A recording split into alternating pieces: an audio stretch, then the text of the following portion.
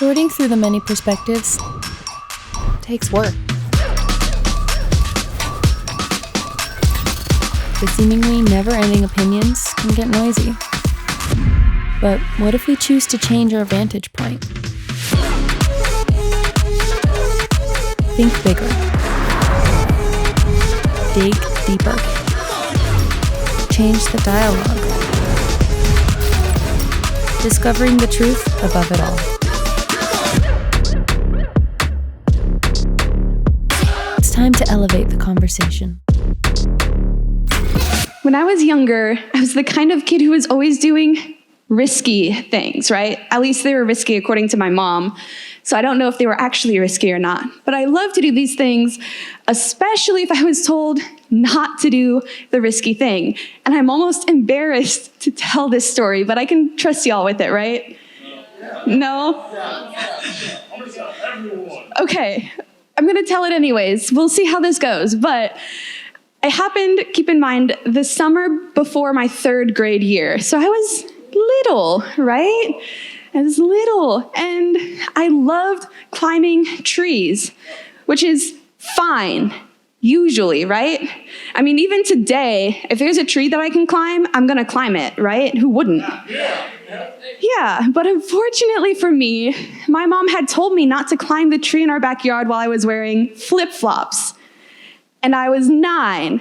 So because I was told not to, and I was 9 years old, you know your girl climbed the tree in flip-flops. What happened? You may have guessed, but I fell. And this is the most embarrassing part. Not only did I fall, but I fell off the lowest branch, which to 9-year-old me came up to the top of my head. So it was not that far of a fall. It's awkward. Even today, I'm still like, how did I fall off of a branch this tall? But, you know, flip-flops don't have a lot of grippage. And my mom came running out of the house as soon as she heard the thud. And she was in typical mom fashion, like, oh my God, are you okay? Are you okay? And I was trying to play it off, right? Because I had just gotten hurt doing the exact thing that my mom told me not to do. So I, brushed the dirt off and said, I'm fine. Clearly, I wasn't fine, because later that day, I got a cast, and even later had to have surgery to set my bone in the proper place, because it wasn't straight. My bone had healed crooked, and I can imagine what that must have looked like, of me just wiping myself off and my arm kind of angled it a way it's not supposed to be, and the swelling starting to take place, and I'm just like, I'm fine, Mom, I'm fine. No, you're overreacting, it's okay. I felt embarrassed and guilty. I was in the greatest pain of my young life because I had never broken a bone before, and all I could say was, I'm fine. I think that says a lot about how I deal with pain even as an adult, if I'm being honest. There are all kinds of ways we try to deal with or cope with different kinds of painful situations. There's so many tough things that you have to deal with when you get to high school. I wasn't there that long ago, and I remember it being rough. And I can't even imagine now what it's like for you guys. But even if you manage to go through high school without a problem, and you're one of the lucky ones that makes it scot-free through all of high school, unfortunately, by the time you get to adulthood, you're going to have some hardships. It's unfortunately a part of life. But today, we're talking about a specific type of pain: loss. We're going to talk about what happens when you lose something or someone that you love. Some of you may have experienced this already, and maybe for some of you, it's something you'll experience one day. But when we experience loss, it's natural for us to experience grief. What is grief? Well, it's a deep sadness that comes with the loss of something or someone you care about. Is there a slide for that? Thank you. So we all deal with these emotions differently. Some of us get them out crying, talking about them, or we have some other external process that we go through. Some of us keep them in. We say we're fine, even if that's not really how we feel on the inside. Maybe put on a fake smile or go through your day as if nothing different is happening. Either way, I think there's this inevitable question that comes up no matter how you process your pain. And the question is, where is God? I want to point out that grief can be experienced in many different ways. You can grieve the death of a loved one, and I think that's the one that we're most familiar with. But you can also grieve health changes, like a health that's declining or a major diagnosis. You can grieve a relationship ending. You can grieve the life changes in your life, like divorced parents or a giant move. You can even grieve old hurts that you might have forgotten about. I know for me, personally, I grieve the life change that followed my parents' divorce entirely differently, and if I'm being honest, probably more intensely than either of my grandparents' deaths.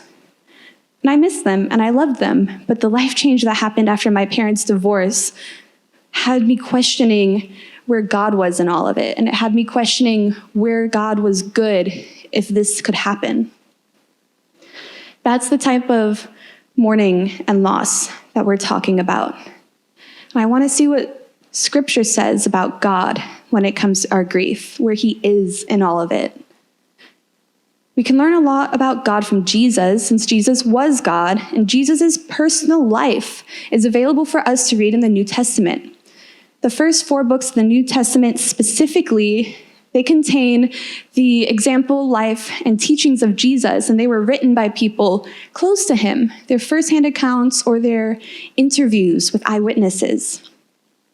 One of Jesus' closest friend was this guy named John, and you may have heard of him, not that John though.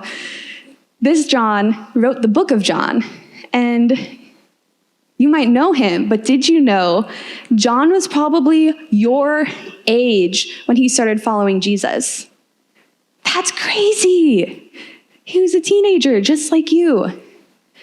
And there's this one significant event that John remembered and recorded that I want to look at. It's in the book of John, and it begins like this, John 11, verses 1 through 3. Now, a man named Lazarus was sick. He was from Bethany, the village of Mary and her sister Martha. This Mary, whose brother Lazarus now lay sick, was the same one who poured perfume on the Lord and wiped his feet with her hair. So the sisters sent word to Jesus, "Lord, the one you love is sick." Notice how Mary says, "the one you love." This was someone that Jesus cared about very deeply. Things weren't looking good. In fact, things were actually pretty bad, okay? And Jesus wasn't in town. That's why they had to send him this letter. But he didn't immediately go to Bethany. He left a little bit later, and we can pick up the story in verse 17 through 20, where on his arrival, Jesus found that Lazarus had already been in the tomb for 4 days. Do you know what happens to a dead body after 4 days? It's really gross, and not going to go into all the details, but this man was decomposing, okay? And Bethany was less than 2 miles from Jerusalem. Many Jews had come to Martha and Mary to comfort them in the loss of their brother. When Martha heard that Jesus was coming, she went out to meet him, but Mary stayed at home. So Jesus was late. He missed the opportunity to say goodbye to Lazarus. And the miracle worker himself didn't get there in time to heal his sickness. Now he was gone. And Martha was upset about this, and she wasn't quiet about it either. She spoke up in verse 21. "Lord," Martha said to Jesus, "if you had been here, my brother would not have died." She confronted him with a question many of us have found ourselves asking. "Jesus, where were you?" Martha wanted to know, why did it take him so long? She was probably thinking, "I thought that you loved him. I thought this was the one you loved, so how could you let this happen?" Sometimes when we're coping with loss, we tend to cover it up and pretend that everything's okay. And I mentioned earlier that this is something that I struggle with as an adult. This is how I tend to process my pain, is just pretending that everything is fine, right? But that's not what Martha does here. She just rips off the Band-Aid, lays all of her emotions and grievances and concerns out for Jesus to see, and she's hurting. She's not trying to hide it. Is that even allowed to speak to Jesus that way? Wouldn't he lecture her or maybe tell her that she needed to stay strong, or tell her at the very least, why are you worried? Just trust in God.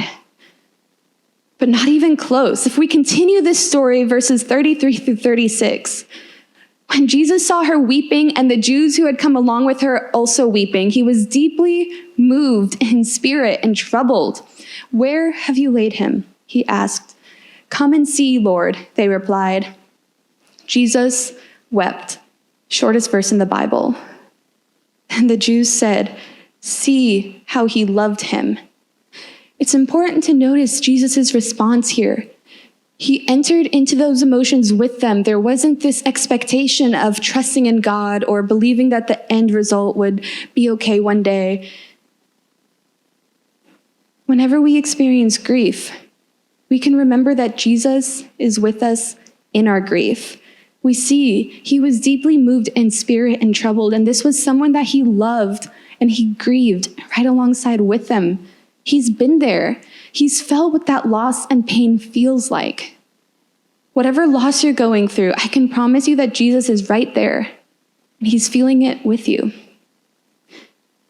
This is why I can also tell you God didn't cause this to happen. But God also isn't telling you to just trust that everything will work out and be okay. He's not expecting you to just have this blind faith that it's going to be okay in the end. But he's actually with you in that darkness, in that sadness and anger. He's weeping with you, walking through it with you. The story of Lazarus ends in a way that we all want stories of loss to end. Lazarus' family eventually got to witness a miracle, and they got to see Jesus bring Lazarus to life. But I want to clarify that Jesus didn't swoop in to save the day. He didn't show up and say, get out of the way, open the tomb, I'm going to heal him, stop crying. He sat with them and felt and grieved with them. And this lines up with what we can read in the Old Testament, where Isaiah 46:45 says, even to your old age and gray hairs, I am he. I am he who will sustain you. I have made you, and I will carry you. I will sustain you, and I will rescue you. With whom will you compare me or count me equal? God promises to sustain us, which means that he'll help you carry that grief that you're holding. This means that he'll sustain you when you don't make the team and you're grieving the loss of this future that you thought you would have. He'll rescue you when one of your parents gets remarried and the adjustment feels difficult, or maybe you lose the attention of that parent that you used to have. This means that he'll carry you when that friend moves away and you don't know how you're going to cope without that friend right there in your life. He's not going to leave you alone in that dark place. He isn't. Even as you grow older and you graduate high school and you create a life of your own, maybe eventually get married and have kids, or you start a career, or whatever the future looks like for you, God's still going to be with you there through anything that happens. He loves you so much. And when you hurt, he's there hurting with you. When you grieve, he's grieving with you. And as I was reading the story of Lazarus, I had this thought that even Lazarus eventually would die again one day, right? His resurrection, it wasn't permanent. And I wonder if the grief of his loved ones was any different after knowing that Jesus was with them in it, after having that physical experience of sitting with Jesus in their grief the first time around. They knew they weren't alone. And this topic is heavy. And this is a safe place to process whatever you're going through. But God can handle the anger He can handle the questions that you have when you're upset or frustrated. You don't have to understand everything or be at peace with the situation to bring it to him. But I also want you to have tools to deal with this pain. These aren't really things for you to do. They're more just important things that I want you to keep in mind. First, accept that loss is going to happen. We talked last week about how there's a time for everything, right? There's a time to be born and a time to die. Life is constantly being created and ending. Things you love, they will come and they will go. And your life might drastically change at any moment. In fact, Jesus told his disciples in John 16:33, in this world you will have trouble. John read it earlier. If we equate this trouble or pain to God not being good, then that's a dangerous place to be, because then God will never be good in our eyes, because pain and suffering is going to happen. That's a part of life, and it's not caused by God, and it doesn't make him any less good. But the verse doesn't stop there that we read earlier. Jesus continues to say, but take heart. I have overcome the world. This means that God is bigger than the bad things that happen to us. This doesn't make the bad things unimportant, but it gives us hope. Maybe God can actually grow your faith when the hard times hit. Because I personally probably wouldn't be here talking to you guys about grief right now if I hadn't gone through my parents' divorce and been forced to think about these questions of where is God and how is he still good? It was rough, don't get me wrong, but my faith also grew through it, and yours can too. And that's the second thing. Acknowledge that we might experience God's goodness in a different way when we experience loss. When we go through loss, God feels with us, and he carries our grief. And this allows us to experience God in a deeper way.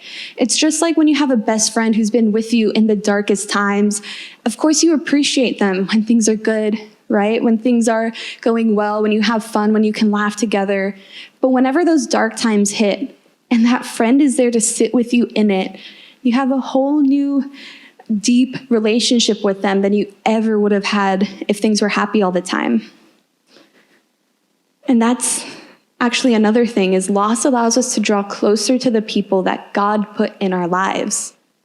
Maybe that friend sitting with you while you were in your pain, that friend that God put there, maybe he put in your life specifically and just so you could feel that his love through that person. Maybe that's the reason that you became friends in the first place, is because God wanted to provide you with this source of comfort when the grief did come. Matthew 5:4 says, blessed are those who mourn, for they will be comforted. Because when we mourn, God will comfort, but he will also provide comfort for us. He will put people in our lives that will go through it with us. I want you to think about the friends that you have.